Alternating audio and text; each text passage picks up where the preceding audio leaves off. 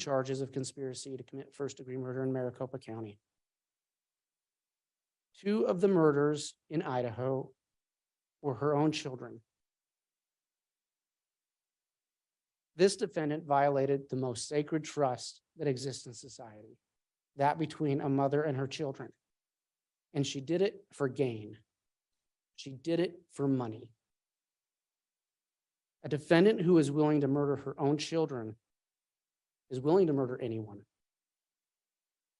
Society can only be protected from this defendant by a life sentence without the chance of parole.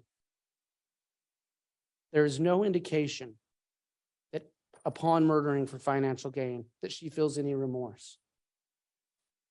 The amount of murders in her ledger show us that she will seek to obtain money through murder again if released. And again, only a sentence of life without parole will satisfy the court's mandate to protect society.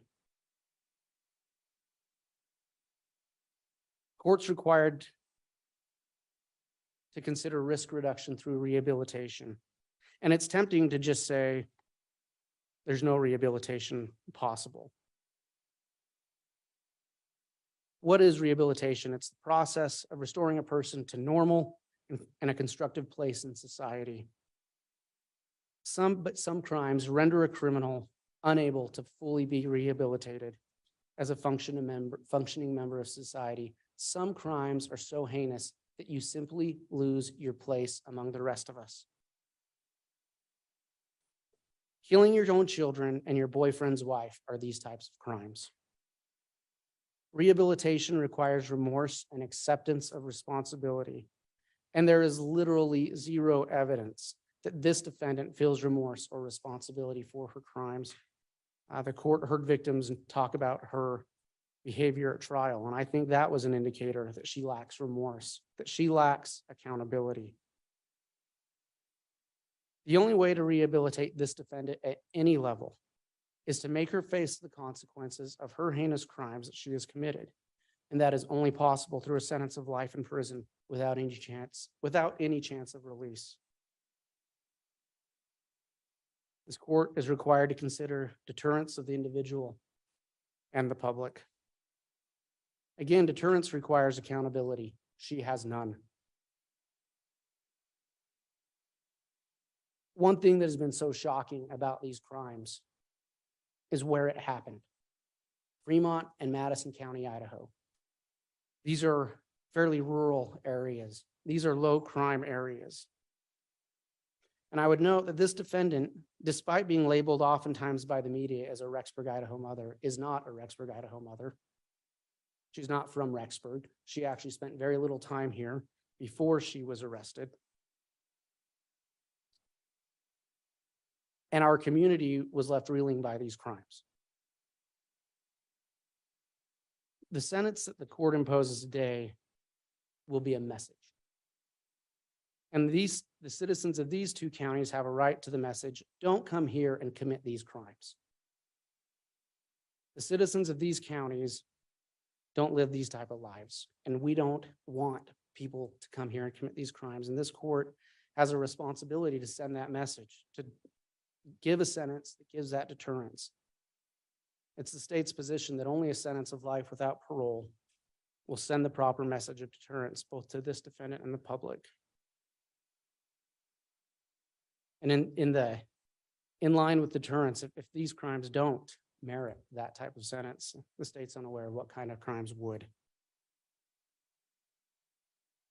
Finally, the court is required to consider punishment and retribution and the impact on the victim.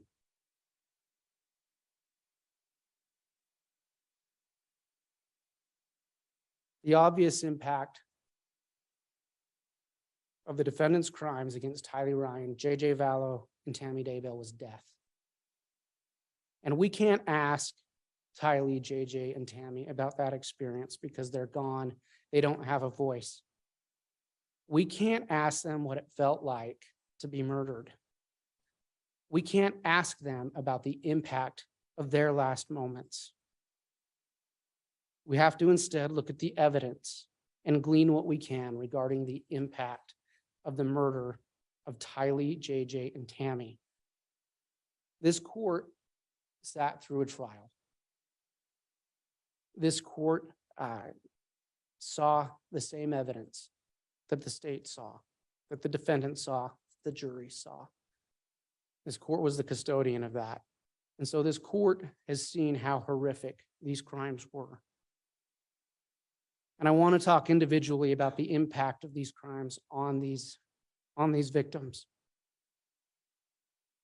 So what was the impact on Tylee? We don't even know how she died. And why is that? Because her body was mutilated, it was dismembered, and it was burnt beyond recognition.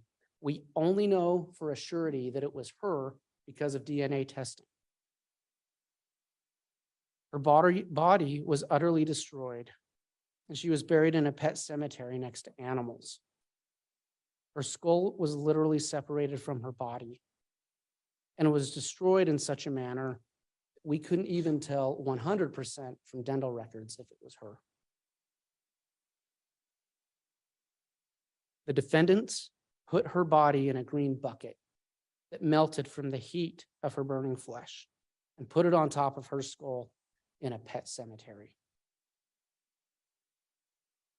The impact of this crime on this victim was horrendous. We know she had puncture wounds in her pelvis, and we know from the testimony of Dr. Christensen at trial that those puncture wounds were received at or near the time of death, and they were consistent with stabbing, but not consistent with dismemberment. Again, the impact of the murder of Tylee was horrendous. And this impact will continue. Tylee will never get to become a mother, as we heard earlier. She will never have the opportunity to go to college. She won't get to choose a career to satisfy her curiosity or make any of the other decisions that young adults get to make for themselves. She won't get to travel the world. She won't get to marry. She won't get to be there for her brother Colby or her brother JJ. She won't get to spend time with her other family members. The impact of murder never ends. So the defendant's sentence must last equally as long. I want to talk about the impact on JJ Vallow. Again, we can't speak to him, but we've seen the evidence. We know that he died from asphyxiation from duct tape in a plastic bag wrapped around his head. The evidence showed that there was a struggle. And what was the impact on that little boy's mind as he fought for his life? His last moments must have been filled with fear and betrayal. And what is the impact of being buried like a piece of trash rather than receiving a proper burial? This defendant and her co-conspirators showed a callous disregard for human life by the demeaning way they treated his and his sister's bodies. Similar to Tylee, JJ will never get to grow up. He will never be able to reach his potential. He won't spend time with family, friends, and loved ones.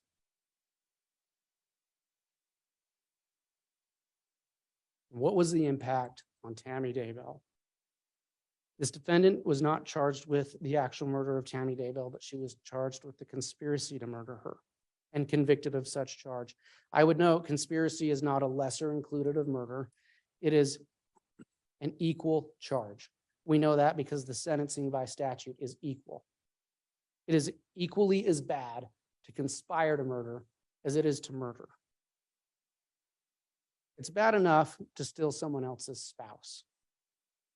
But this crime rose to a whole other level of egregiousness because this defendant planned with her boyfriend the death of his wife. And when her brother and boyfriend committed that actual murder, she was vacationing on a beach in Hawaii. We don't know exactly what Tammy's last moments were like. We can't ask her.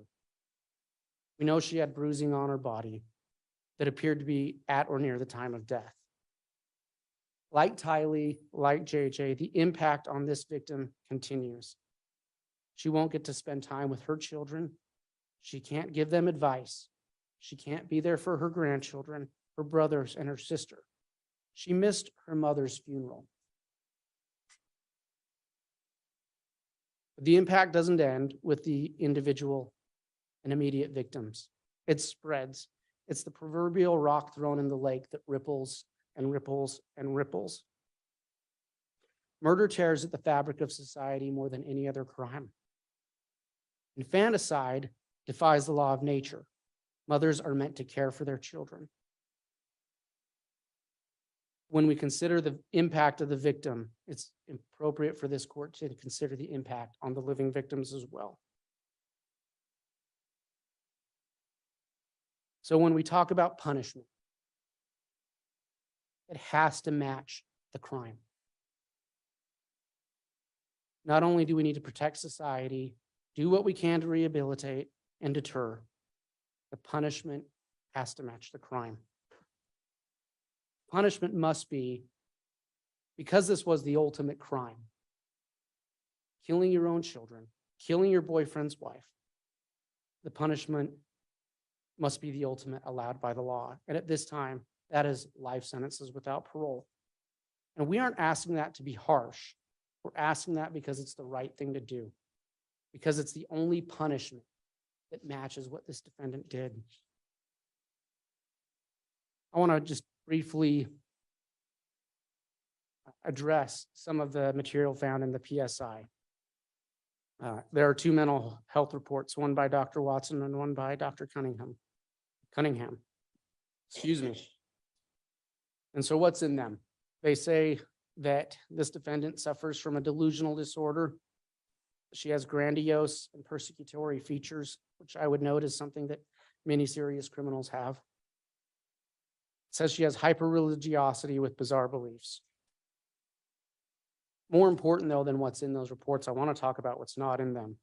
These are bare bones reports with barely anything more than alleged diagnosis. There's no analysis of her behavior, and that's important to note because psychologically we can tell more from what a person does than what they say.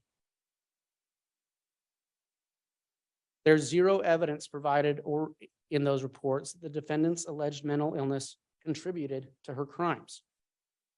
There's zero evidence in those reports that the defendant's alleged mental illness hindered her ability to know right from wrong. And in fact, the evidence is overwhelming that she did know right from wrong.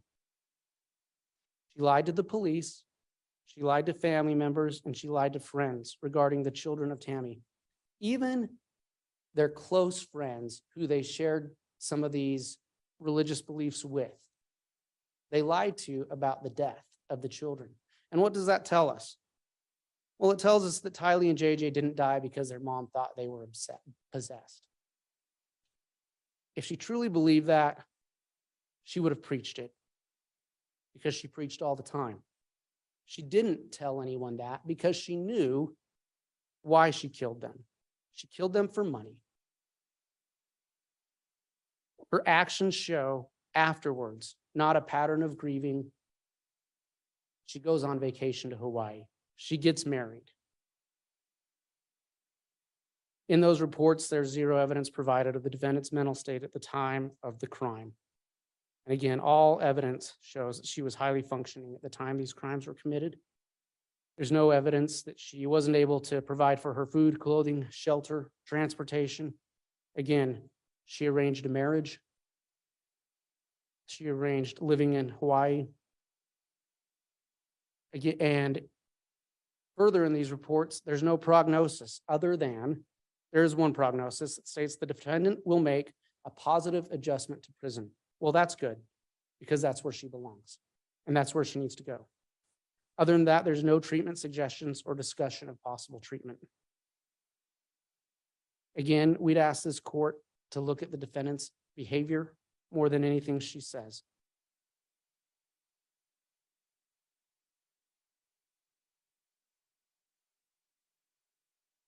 At trial, the defense made it clear that they see Chad Daybell as the primary antagonist and that he should be blamed for these crimes and not the defendant. That was in the closing.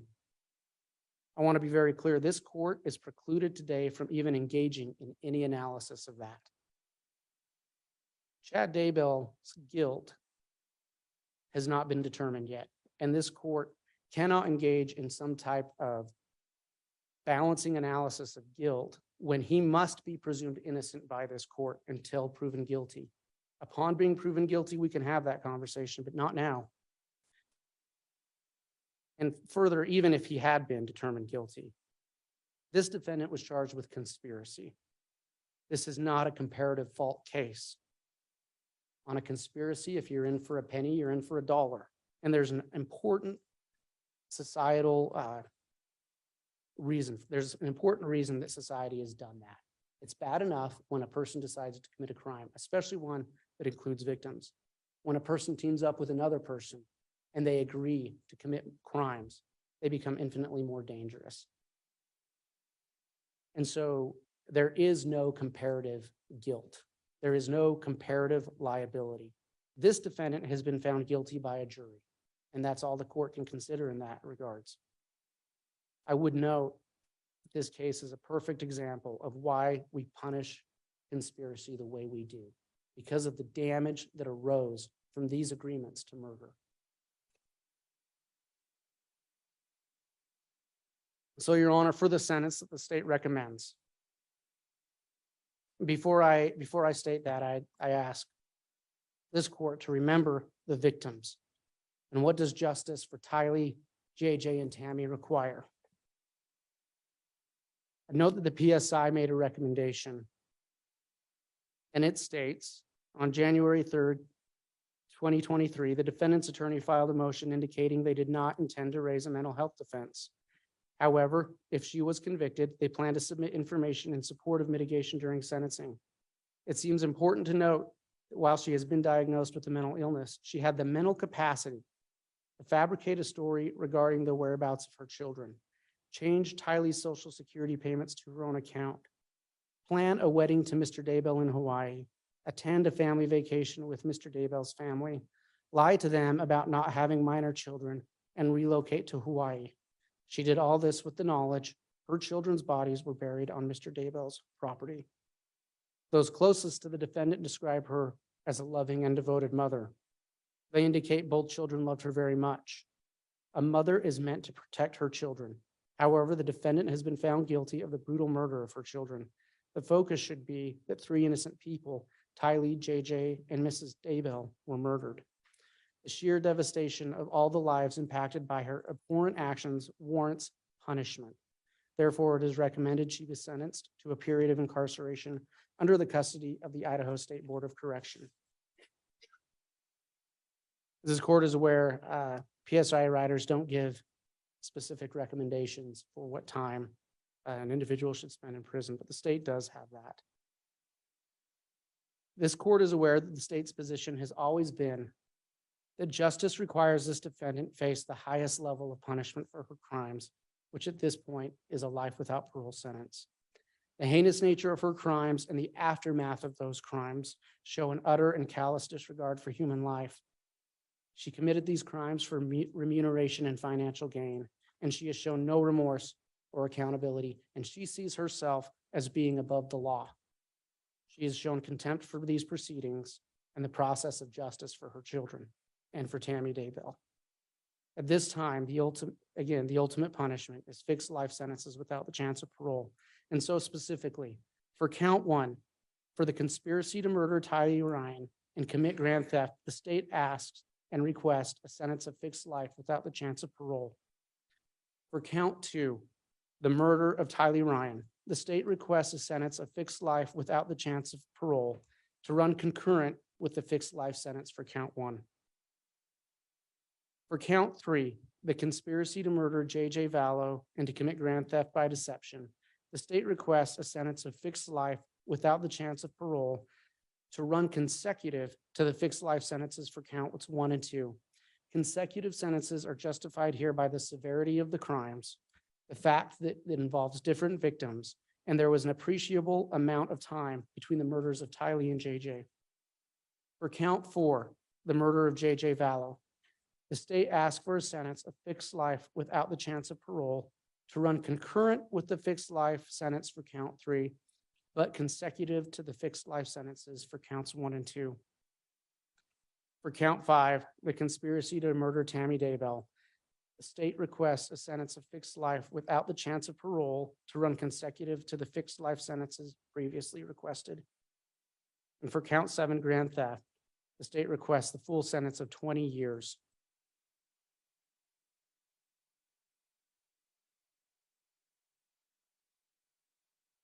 Pursuant to Idaho Code 195307, we request a fine of $5,000 to be paid to the next of kin of Tylee and JJ. I would note that Idaho Code 19-5307 includes a list of crimes, violent crimes, for which that payment to a victim may be granted. And it includes murder, but does not include conspiracy to commit murder. However, we'd also note that under Idaho Code, the punishment for murder is the same as the punishment, or I'm sorry, the punishment for conspiracy is the same for the punishment to commit murder. And so we'd ask for a $5,000 fine to be paid to the next of kin of Tammy Daybell. We'd ask for an order of restitution to the United States of America Treasury in the amount of $22,545, which amount was proven at trial to be the amount that was stolen from the Department of Treasury. I would note, Your Honor, compared to these other crimes, a grand theft does not seem like a big deal. But I would note that in context of these crimes, this grand theft is a big deal. It shows her contempt, not only for her children, shows her contempt for everybody else, because that money belongs to everyone. Finally, pursuant to Idaho Code 18-112, we would ask for fines of $50,000 for each count of conspiracy and murder, for a total of $250,000 in fines. The state has essentially asked for the maximum sentence allowed under the law. The sentence is not only justified, it is necessary to satisfy the 4 goals of sentencing in Idaho. A sentence less than what the state has requested will not satisfy those goals. And I want to end, Your Honor, where I began. What is the value of a life? What is the value of Tylee Ryan's life? What is the value of JJ Vallow's life? And what is the value of Tammy Daybell's life?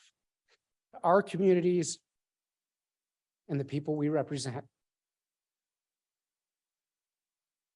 the value is great, it is immense, and it is immeasurable. No sentence given today will bring those victims back to their loved ones.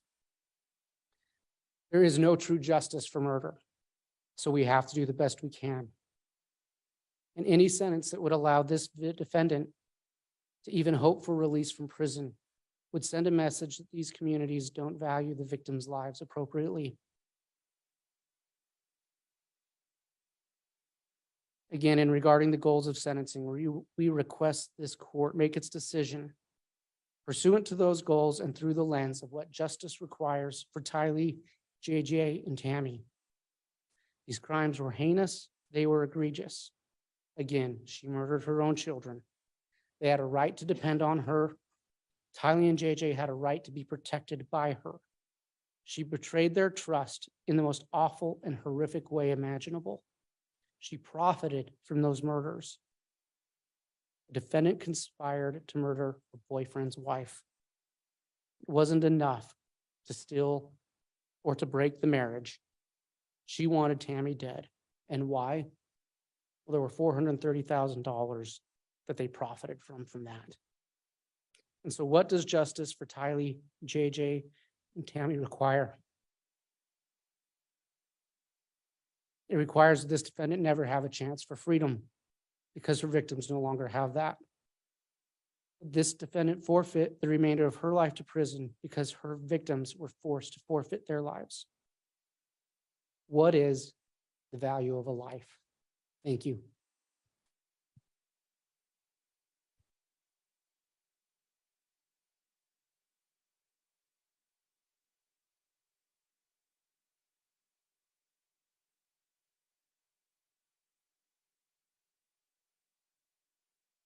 All right, Mr. Wood, there was just one point of clarification I wanted to have on the grand theft recommendation. You recommended a 20-year sentence on that, and I just wanted to clarify. I believe the maximum possible under Idaho's grand theft statute is 14 years. That's correct, Your Honor. I apologize. It is 14 years. We would ask for the maximum 14 years. All right, thank you, Mr. Wood. Oh, Your Honor, Yes. we'd like to double check that. I think it might have changed.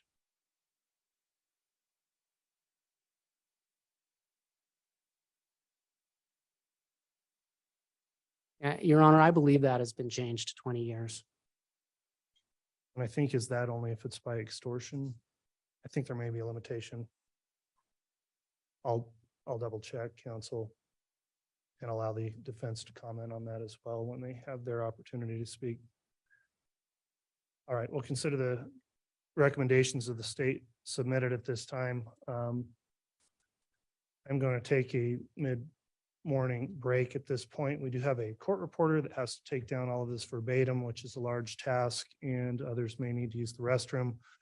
I'll note that given all of the people here, the facilities we have, that it will take some time. So I'll plan on a 30-minute recess, and then I'll have the defense, if they're ready to make their recommendations after the recess. Is that all right, Mr. Thomas? Yes, Your Honor. Okay, we'll take our recess then, and we'll continue with the recommendations of the defense after break.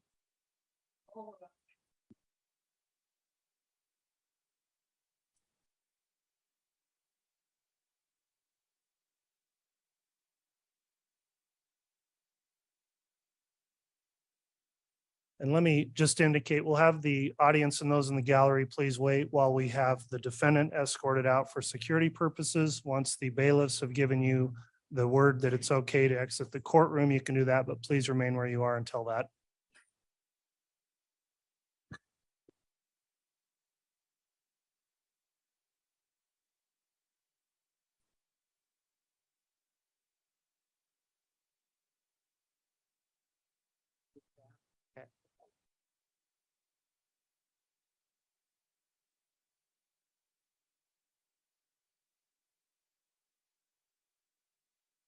He's right. It is bad.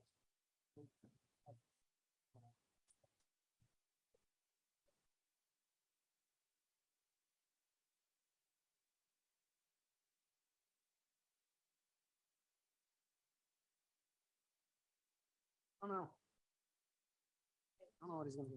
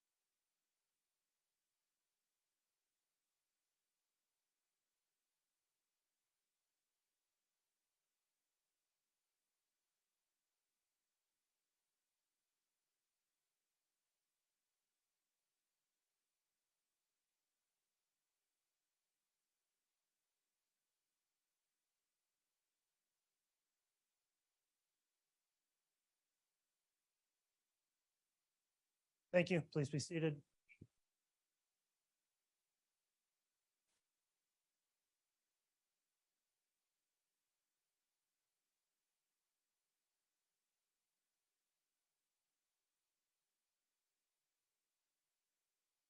Okay, we're back on the record on KCR 22-21-1624, State of Idaho versus Lori Vallow.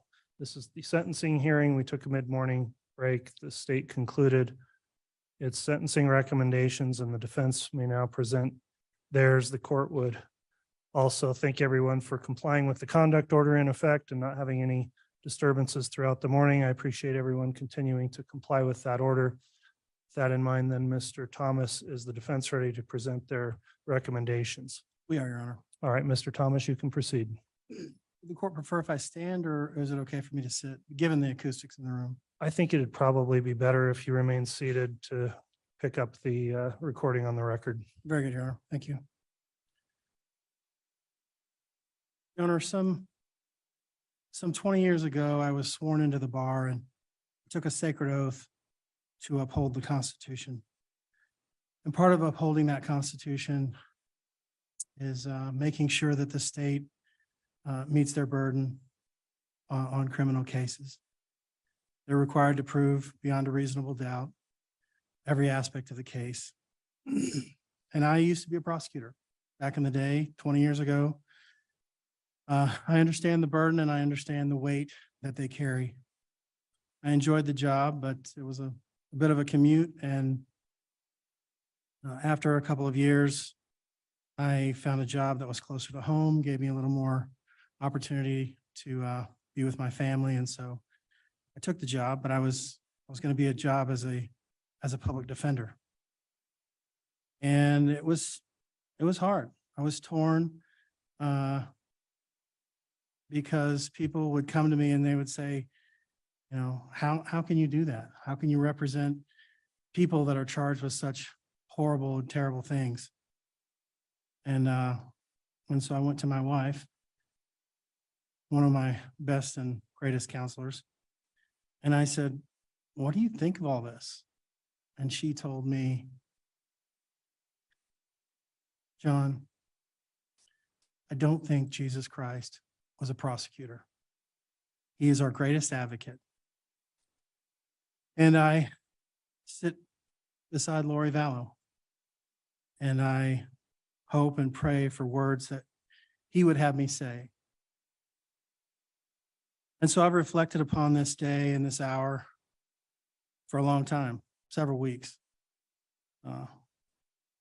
And the message that I think I need to tell the court and the recommendation that I need to give to the court regarding Ms. Vallow is a message of peace and love and joy and hope.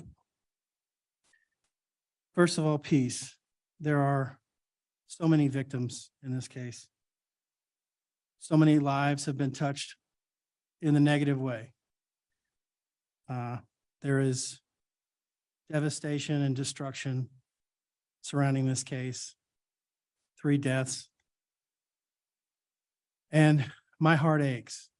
It truly does, as does the rest of my team, Jim and Brandon and all of our experts. We ache with the victims in this case.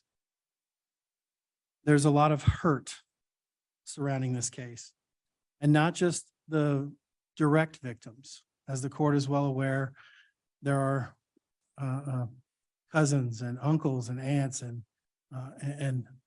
people just in the general public who have been touched by this case. And that hurt can sometimes be manifest as hate. And I think that Lori Daybell is probably the most hated woman in America right now, and maybe in the world. But that hate will never bring closure to the victims. That hate will never bring about the healing to those who are hurt by this case. And hate will never bring about peace. Martin Luther King Jr. once said that hate cannot drive out hate. Only love can do that. Darkness cannot drive out darkness. Only light can do that. So how do we stop the hurt and the pain and the loss? And I've heard from a number of people today who've talked about JJ never being able to reach his milestones or his 21st birthday, or we wouldn't know what Tylee was going to be when she grew up. We'll never see her playing in the front yard with her children. We'll never know. We'll never know what Tammy's students make of themselves as they grow up. But we need peace to replace the hurt. And that peace and that healing will only come about by love and compassion. And I hope that each person that's touched by this case, whether they're a family member or a friend or just someone who has followed this case from the beginning, I hope they can heal and find some semblance of peace again, because this world needs peace. Which brings me to love. And I think that's how we're going to get back to peace. And Lori, if she could speak to each one of those people who have been hurt by this case or been affected by this case in a negative way, her message would be one of love. Her motto is, love is the key. And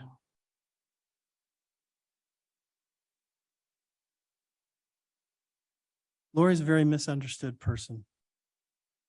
People that know her, and I mean really know her, get the chance to know her the way that I did, the way that her family knows her, they would know that she is about love. Now, Lori and I didn't always get along. Our team has had tension and frustration and a lot of misunderstanding. But overwhelmingly, an overarching concept behind Lori and everything that she says to us and everything that she does is love. So if you get to know Lori, you'd find that she's a very different person than she plays on TV. She's kind, she's loving, she's caring, she's very witty, she's insightful, she's smart. And if you talk to people that knew her prior to 2018, prior to this whole crazy series of events, you'll hear about a wonderful person who was active in her church, who was active in her community, who loved her children, very active in their lives. You'll hear people who talk about how great she was with their children in her church callings, in her neighborhood. She was a great mother to her kids. Her son, Colby, in fact, testified at trial that she was a great mother when he was growing up. She has redeeming values. Kay Woodcock sang her praises today, that Lori was a great mom and that Kay allowed JJ, Canaan, to be adopted by Lori and Charles. And there's a lot of confusion and there's a lot of misunderstanding about how this ultimately came to pass. And that's probably not going to change anytime soon. There will be a lot of misunderstanding and a lot of confusion for a while. This brings me to my last topic of healing, and that is of hope. So what is hope? Well, hope is defined as a feeling of expectation and desire for a certain thing to happen. So what do we want to happen in this case? I think the court is well aware of the 4 goals of sentencing pursuant to Idaho Code 1925-21. The first and foremost is the protection of society. The second most important is rehabilitation, and then deterrence of the individual and the public generally. And finally, the least important, according to statute, is that of punishment. Now, first-degree murder is first-degree murder, and conspiracy carries the same punishment. Under Title 18, 4004,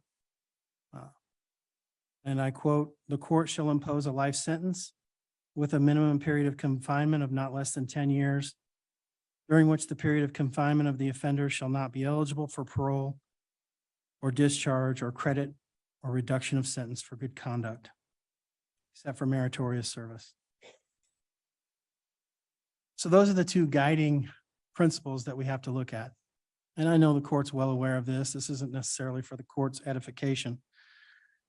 But I think we have to think about, how are we going to heal the hurt and the pain and the devastation of this case with hope? How do we reconcile the four goals of sentencing in Idaho Code 1925-21 and the requirements of punishment in 18-4004 with hope? Well, we, and collectively, I'm talking about the court, the prosecution, and the defense collectively, have saved the life of the defendant. I don't think the court, nor the prosecution, or the defense team should take credit or blame for the death penalty being taken off the table as a possible punishment. In my opinion, it was a collective effort, an effort that led to the court's decision. It was a necessary outcome to a series of events that no one person can be credited or blamed. We saved her life, and that is a win. That's a win for all humanity. So now what do? Court can, as the state requests, find a sentence appropriate of fixed life without parole. That certainly meets the protection of society and punishment, the first and last goals of sentencing. However, if the court so chooses, the court can also give the defendant a fixed term of years to serve in prison, followed by an indeterminate term of life. And after great deliberation and thought, we would ask the court to sentence Ms. Vallow Daybell to a 20-year fixed term with an indeterminate term of life. We believe that that meets all the goals of sentencing with an added bonus of hope. So why would we give the defendant any hope at all? Are we rewarding her? I don't think so.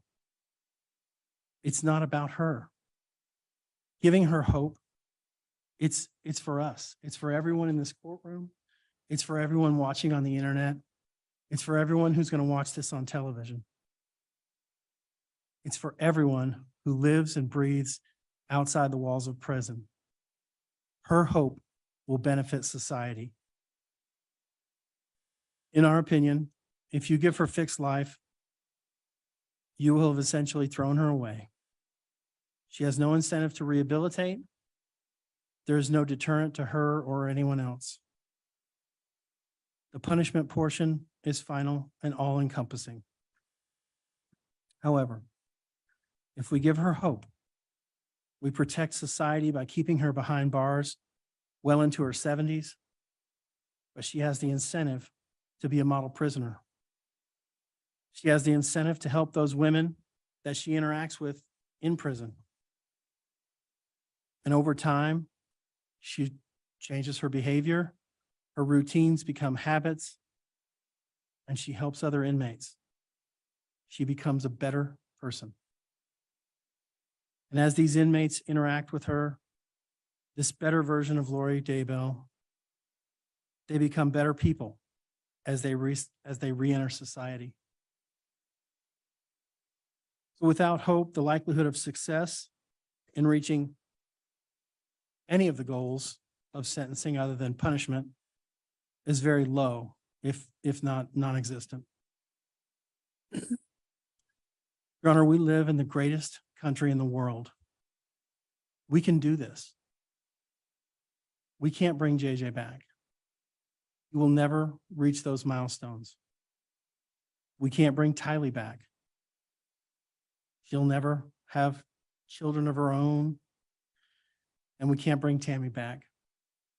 She'll never visit with her grandkids or teach a young student in the library or in her computer class. But we can try to bring others up who go to prison to a higher level than they are when they went in. And I think that's important. And I think that's a testament to JJ and to Tylee and to Tammy. I think that gives them something to carry on in the future. Forgetting about Lori Daybell is not the way that we're going to heal. Remembering JJ, remembering Tylee, remembering Tammy, and allowing Lori to be the best person that she can be in a prison setting, to help other people in that prison setting. That's how we're going to get the benefit out of Lori. The benefit to society of giving Lori Daybell hope far outweighs any detriment. And what do we have to lose by giving a woman in her 70s an opportunity to go before a parole board and to ask for release? There's not even any guarantee that she will be released in her 70s. But that hope is what's going to drive progress in this case. So in summation, we need to heal in order to have peace. Peace comes through love. Love is manifested in this case through hope. We ask the court to show mercy and look to the future. We ask the court for a 20-year fixed term plus life indeterminate, concurrent for all 5 counts of murder and conspiracy to commit murder. We would ask the court to give Lori Daybell a 14-year concurrent sentence for the grand theft to run concurrent with each one of the other charges. We can do this, Judge. We can move forward towards peace again and heal, which is what we really need to do. Thank you, Your Honor. All right, thank you for the recommendations, Mr. Thomas.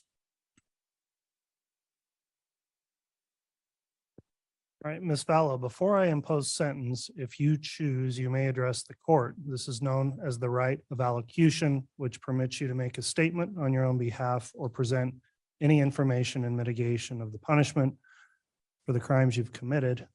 And let me inquire at this time, do you wish to address this court? All right, very well. You may make your statement.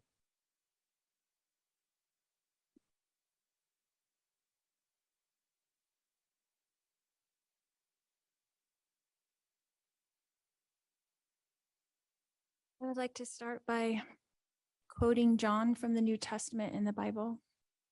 In John chapter 8, verse 7, Jesus says, "He that is without sin among you, let him first cast a stone at her." Then in verse 15, Jesus says, "Ye judge after the flesh, I judge no man. And yet if I judge, my judgment is true."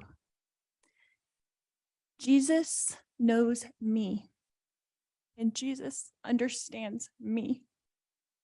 I mourn with all of you who mourn my children and Tammy.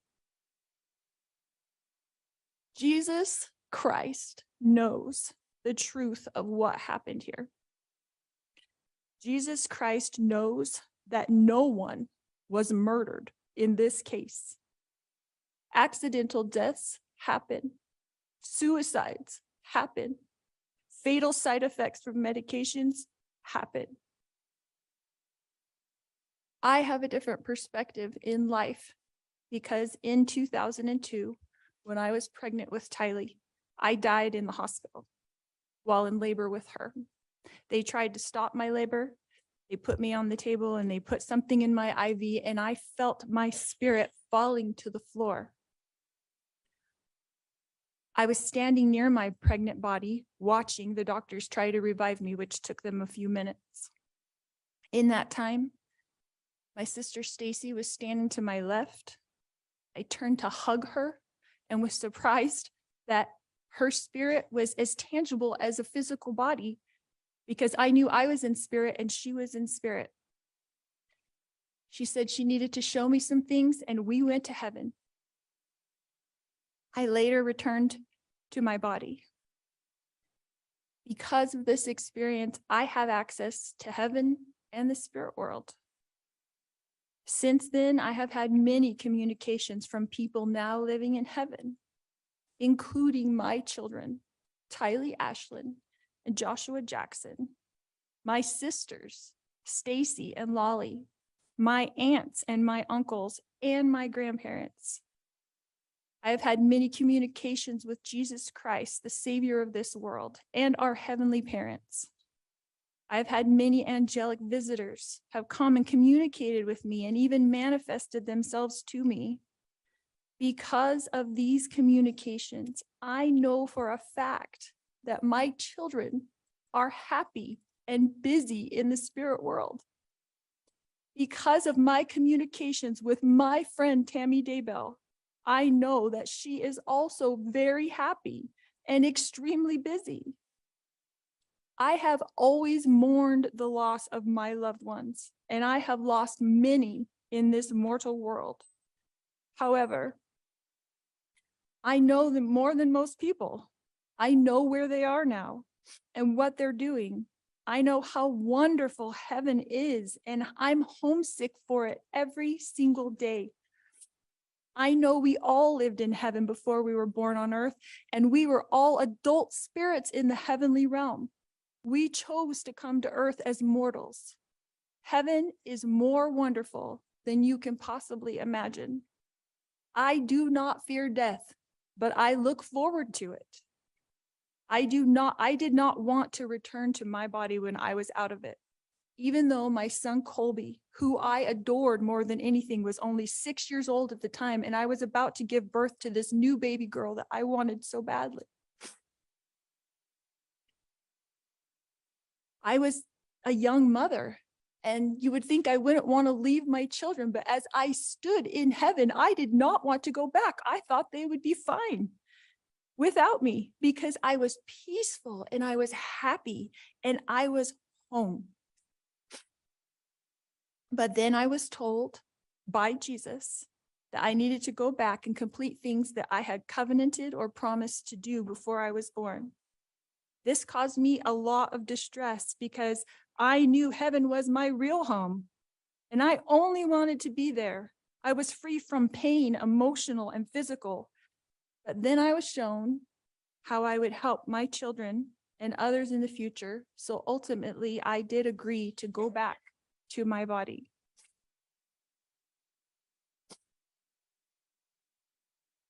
Tylee has visited me. She is happy and very busy. Tylee is free now from all the pains of her life. Tylee suffered horrible physical pain her whole life. I sat with Tylee in the hospital year after year after year while she screamed in pain when the morphine wasn't even enough to take away the pain of her pancreatitis. I sat there while she cried and I held back her hair while she threw up.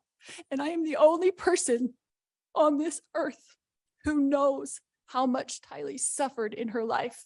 She had pain every single day. She never felt good. Her body did not work right. And I don't know if that was from complications from me dying while she was being born or something else, but she had a very difficult life. She was sexually abused by her own biological father. since she was 3 years old, and she was forced by family court to go visit him for 10 years against her will. I fought for her in court. I protected her. I tried to protect her with my whole life. I tried to protect her. I worried about her every single day. Tylee had to get her GED because she couldn't go to school every day because she never felt good. She felt sick.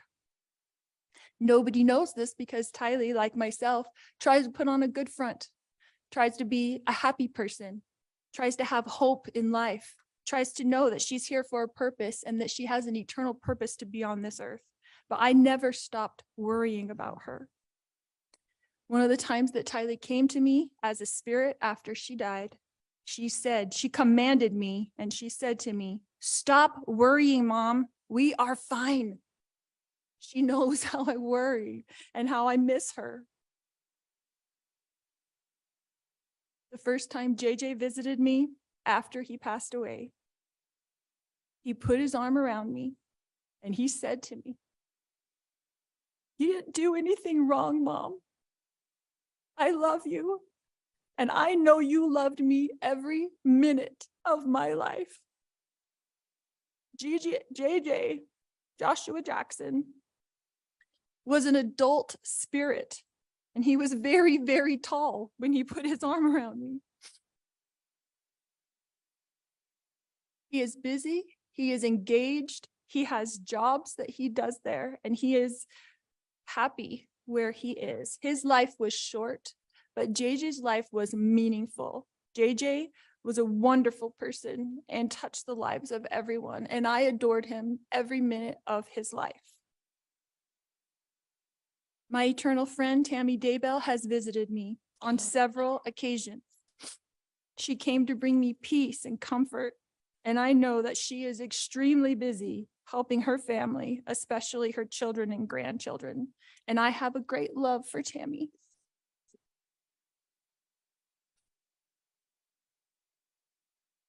My beautiful children, Tylee Ashlyn and Joshua Jackson, rest safely this day in the arms of Jesus. My wonderful friend, Tammy Daybell, rests safely this day in the arms of Jesus. And I look forward to the day when we are all reunited and I too will rest with them in the arms of my Jesus. All right, Ms. Vallow, thank you for your comments to the court. Let me ask you at this time, Ms. Vallow, are you fully satisfied with the representation you've received from your attorneys throughout this case? Yes. Thank you.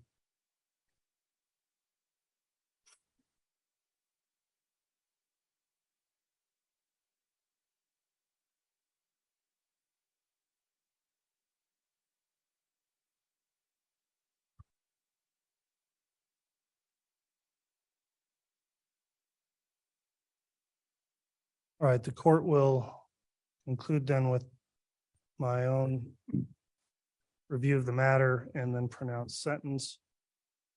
Ms. Vallow, based on the jury's verdict of guilty in this case, it is the judgment of this court that you're guilty of the following counts of the amended indictment. Count 1, conspiracy to commit first-degree murder of Tylee Ryan and grand theft by deception. Count 2, first-degree murder of Tylee Ryan. Count 3, conspiracy to commit first-degree murder of Joshua Jackson Vallow and grand theft by deception. Count 4, first-degree murder of Joshua Jackson Vallow. Count 5, conspiracy to commit first-degree murder of Tammy Daybell.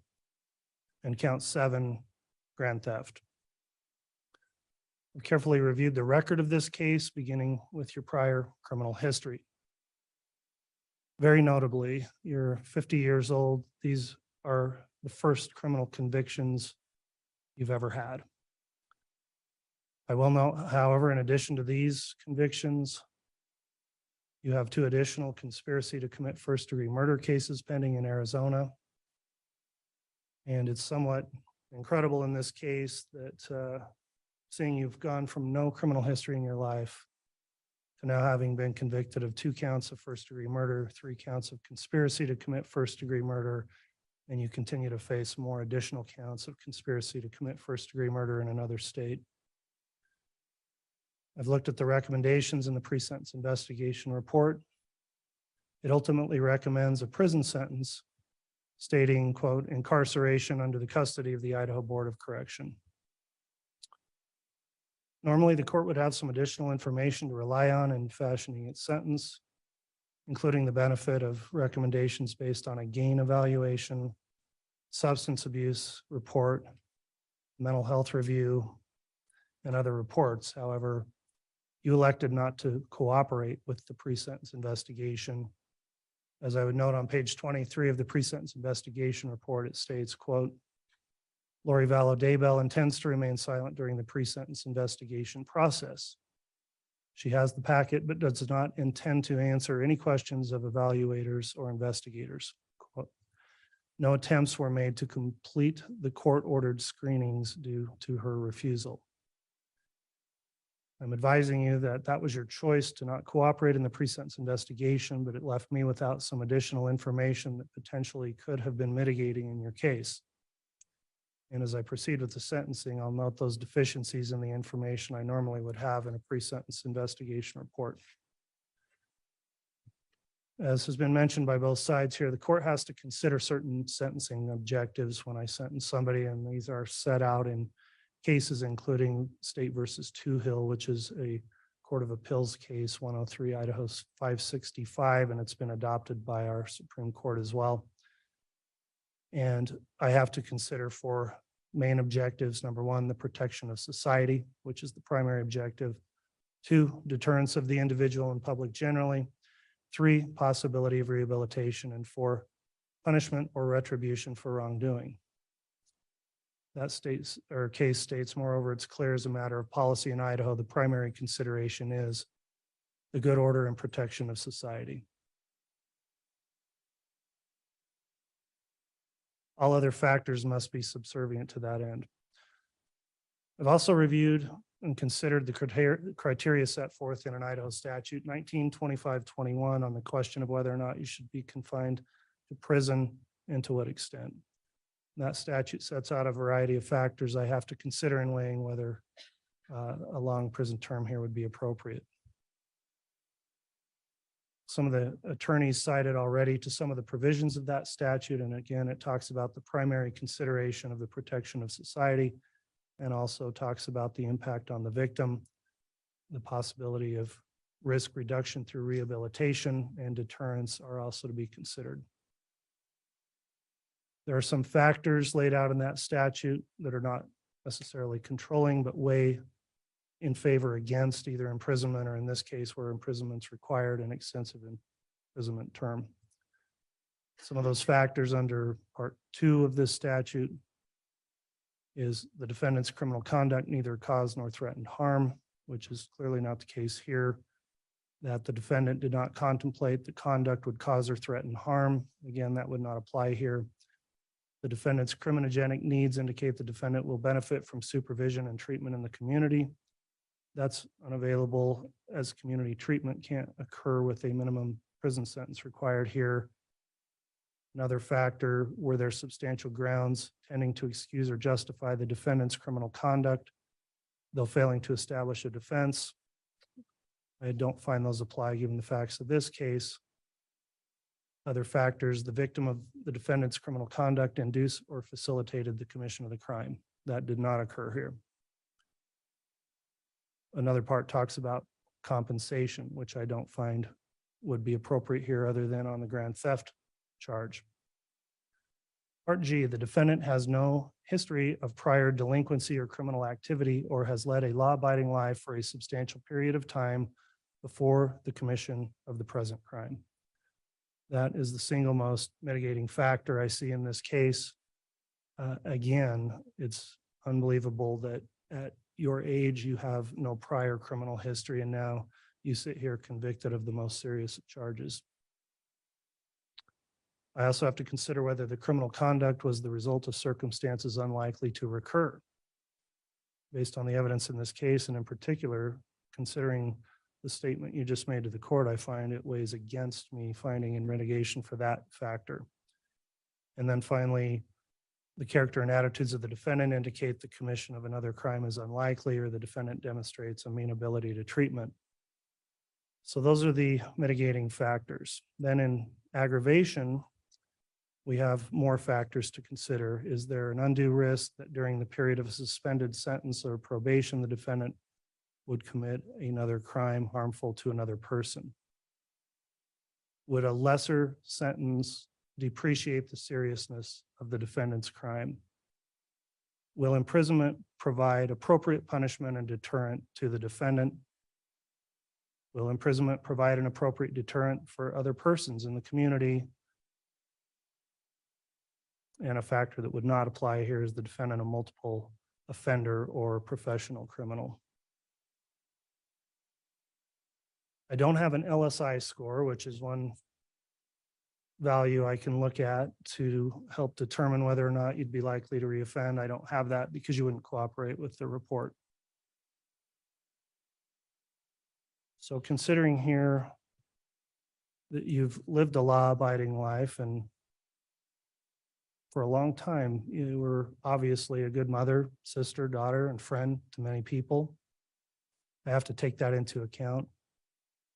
You've served a very long time of local jail, over 1,200 days, and the report is you've been a great inmate, never caused a problem for anyone in the jail.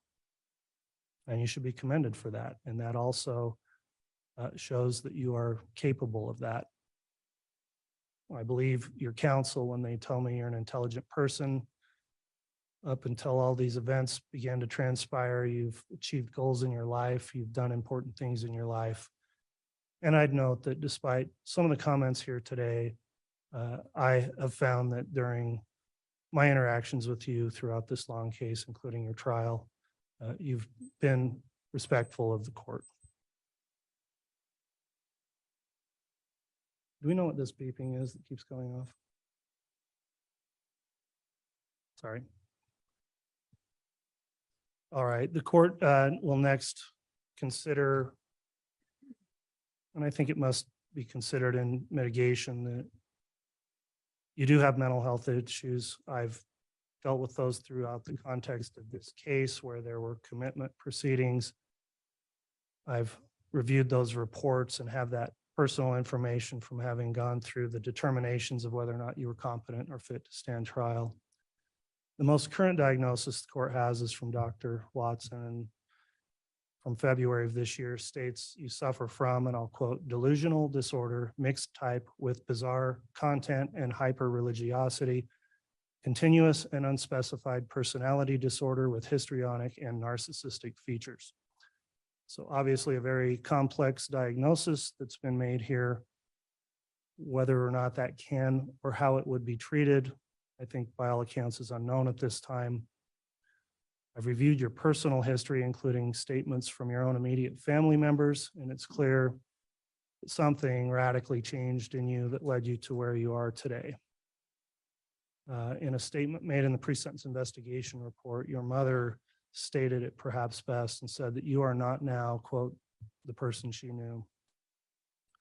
The record in this case, including all the evidence I observed during the jury trial, indicates that if it wasn't already occurring, that this relationship with the co-defendant seemed to be a catalyst for the change. At this point, I'll note that I will not be making comments on any other co-defendants in this case, as your co-defendant is currently presumed innocent and awaiting trial. In sum, there are significant mitigating factors the court has to consider here when I consider you and your life as a whole, and that does make the case difficult. Typically, when I see somebody to be sentenced and they don't have a prior criminal history, they're given opportunities to first prove themselves on probation or avoid a lengthy term of incarceration.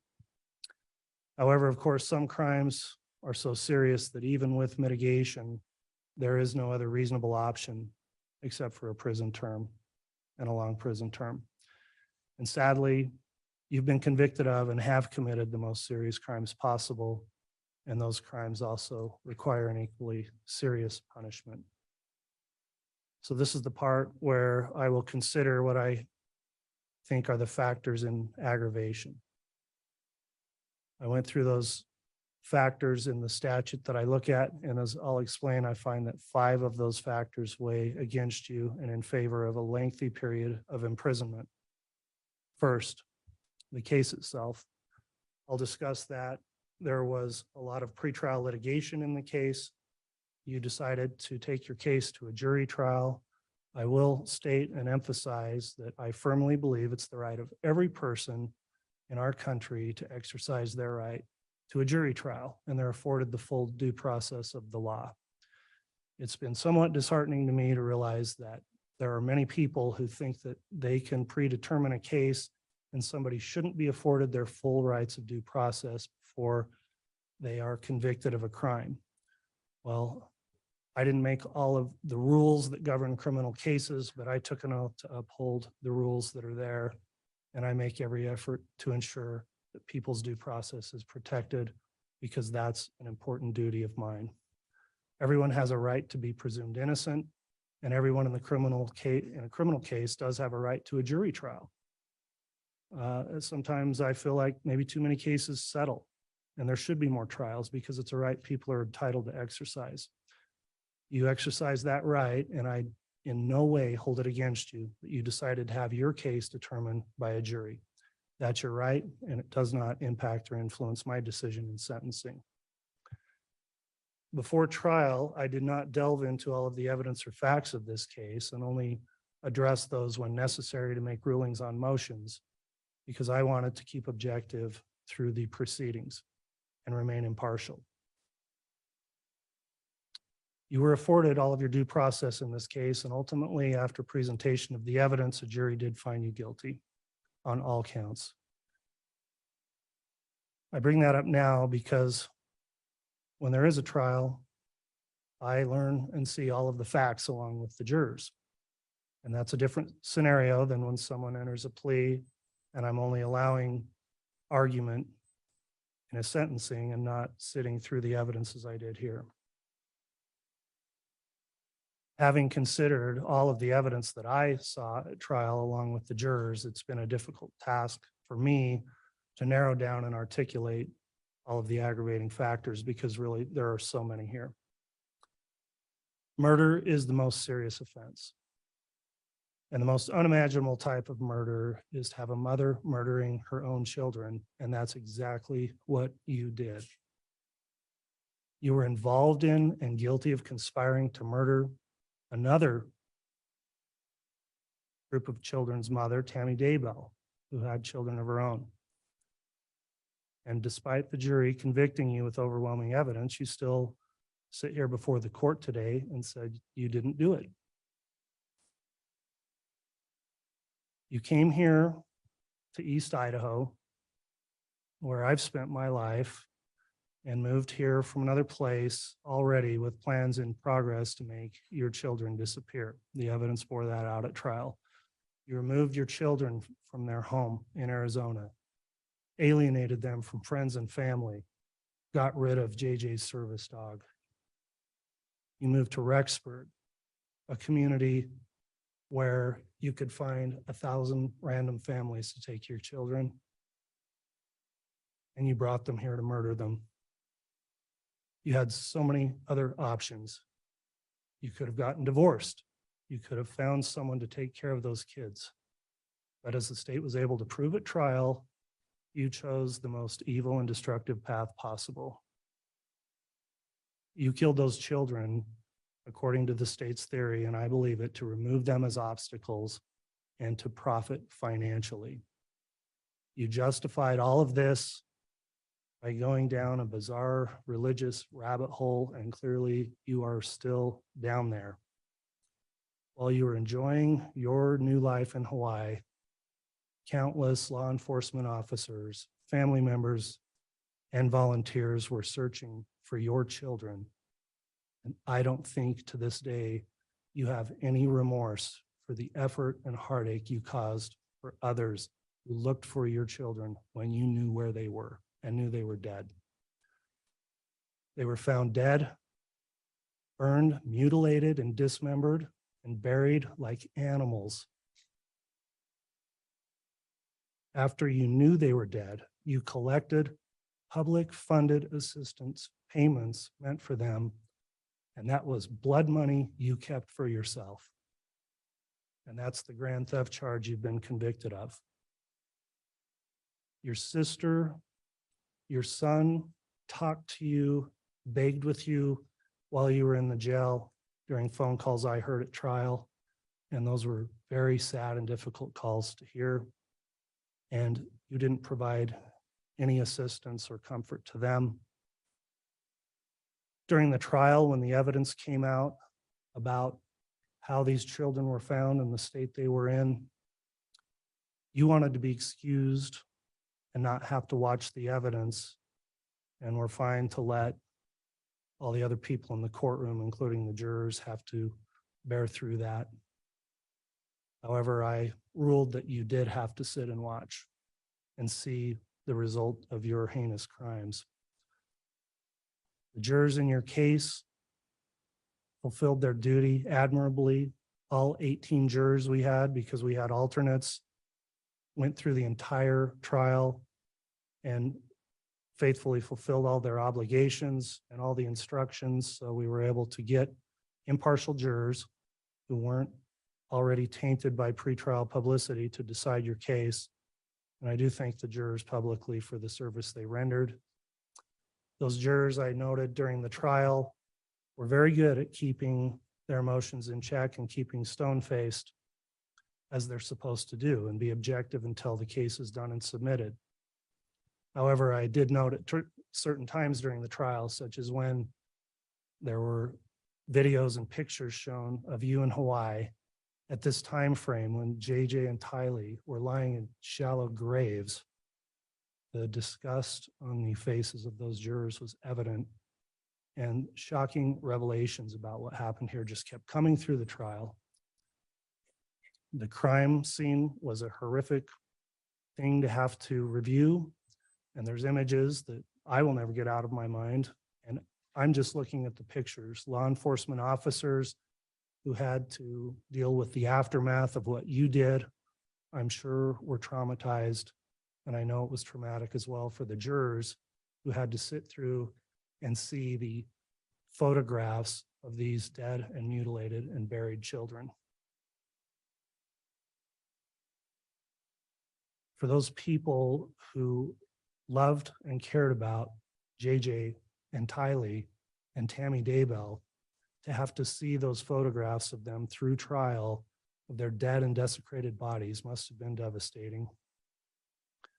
Tammy Daybell was murdered as a result of your conspiracy. She was, by all accounts, a healthy, happy mother and wife through a lot of her life. And you were out shopping for wedding rings to marry her husband while she was still alive. You were planning a wedding to her husband while she was still alive. You haven't shown any remorse for any of those actions. And she ended up being murdered, buried, had to be disinterred later so an autopsy could be performed in order to prove the evidence of what you had done. She didn't deserve any of that. You took her life away. You destroyed that family, fractured it to the point where, in the information I've had through the PSI, there are relationships that will probably never be mended that have rippled as a result of what's happened.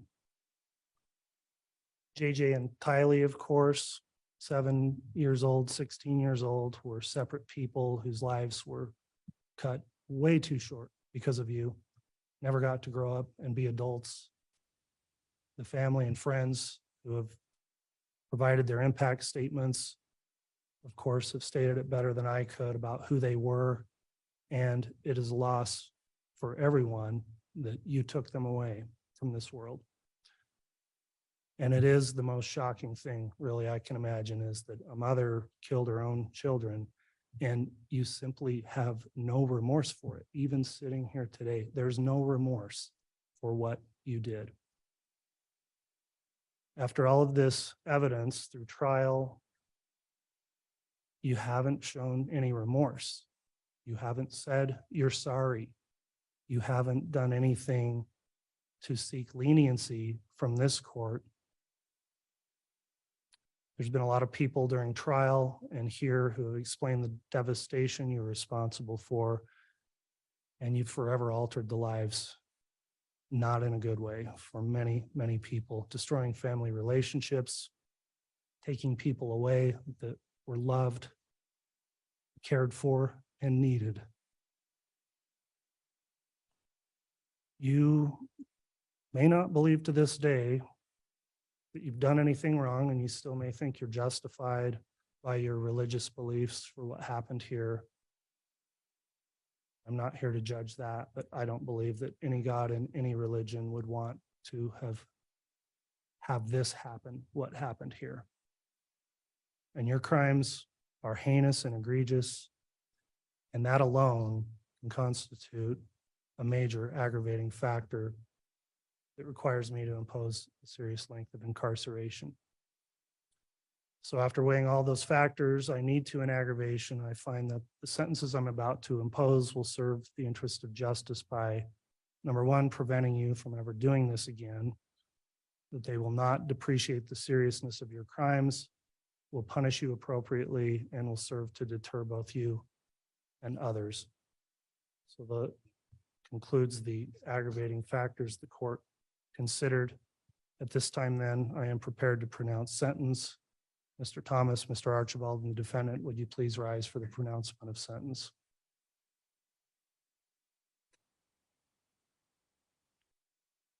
Based on all the relevant circumstances, including the evidence and recommendations presented in court today, it's the judgment of this court. Ms. Vallow, you'll be sentenced as follows.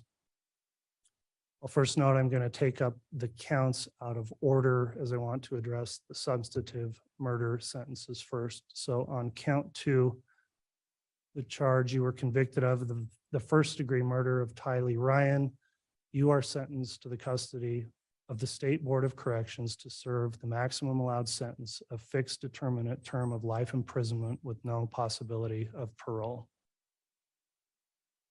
On count 4, the charge of the first degree murder of Joshua Jackson Vallow, you are sentenced to the custody of the State Board of Corrections to serve the maximum allowed sentence, a fixed determinate life imprisonment sentence with no possibility of parole. I'll next address the 3 conspiracy counts you've been convicted of. And note under Idaho Code 18-1701, the punishment for those crimes is the same as the underlying offenses you combined to commit. One of the offenses you combined to commit was first degree murder, so those may be punishable also by imprisonment for life.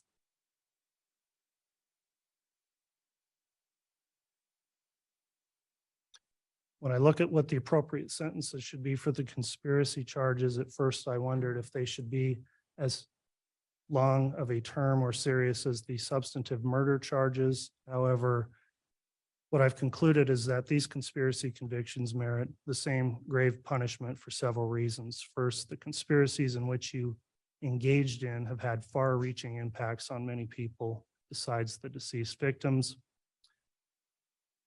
And with what the court's heard, I am convinced that the conspiracy charges also merit the same serious sentence. So on count 1, the conspiracy to commit first degree murder of Tylee Ryan and grand theft by deception, you're sentenced to the custody of the State Board of Corrections to serve the maximum allowed sentence, a fixed determinate term of life imprisonment with no possibility of parole. On count 3, the conspiracy to commit first degree murder of Joshua Jackson Vallow and grand theft by deception, you're sentenced to the custody of the State Board of Corrections to serve the maximum allowed sentence, a fixed determinate term of life imprisonment with no possibility of parole. And on count 5, the conspiracy to commit the first degree murder of Tammy Daybell, you're sentenced to the custody of the State Board of Corrections to serve the maximum allowed sentence, a fixed determinate term of life imprisonment with no possibility of parole. Finally, the court will address count 7, which is the charge of grand theft. On that charge, court is going to sentence you to a fixed determinate term of 5 years of prison, followed by an indeterminate term of 5 years of prison for a total 10-year term of imprisonment on the grand theft. Court will next consider whether sentences should be imposed consecutively or concurrently.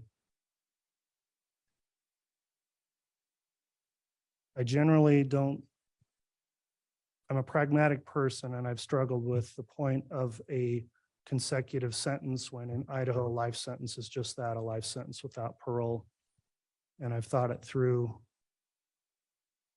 However, when I looked at this case and the more I thought about it, I've determined that because there are 3 separate murders with 3 separate victims that occurred at 3 separate times, then running counts concurrently would not serve the interests of justice because those crimes all need to be taken into account separately and distinctly and individually. And you need to be held accountable separately for each of the 3 murders. So on those counts, the court will run consecutively the count 2 murder of Tylee Ryan, consecutive to count 4, the murder of Joshua Jackson Vallow, and count 5 will run consecutive to count 2 and 4, the conspiracy to commit first-degree murder of Tammy Daybell. So 3 consecutive life terms of prison. The remaining counts will be concurrent to the counts that are consecutive. The court will impose fines as requested by the state in the amount of $25,000 for all counts except the grand theft. On the grand theft, the fine will be in the amount of $1,000. The court will assess the civil penalty that was requested, and I find it's appropriate under Idaho Code 195307 of $5,000 per victim on each of the 3 victims as a civil penalty. And then finally, the restitution, which was requested by the state. Mr. Wood, if you could reiterate that number, 22,000 of what the restitution term is. And I want to inquire if there's any other restitution being sought by the state. Thank you, Your Honor. I believe I said 22,545. And the state would ask for an additional 30 days to submit any further restitution for the victims, living victims who have been deemed as such by this court. The court will assess that restitution on the grand theft charge of $22,545 as shown through the evidence at trial. And the court will allow 30 days for additional restitution requests, but that will be waived if it's not submitted timely.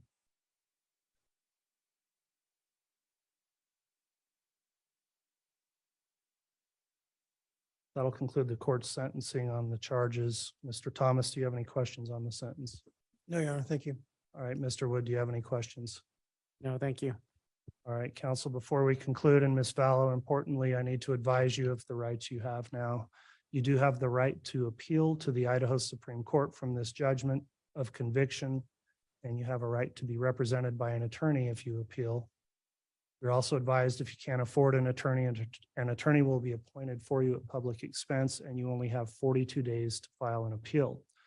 You also have the right to seek relief from my judgment under Idaho Criminal Rule 35. You have 120 days to file that motion if you believe a correction or reduction of this sentence is appropriate because it was either illegal or too harsh.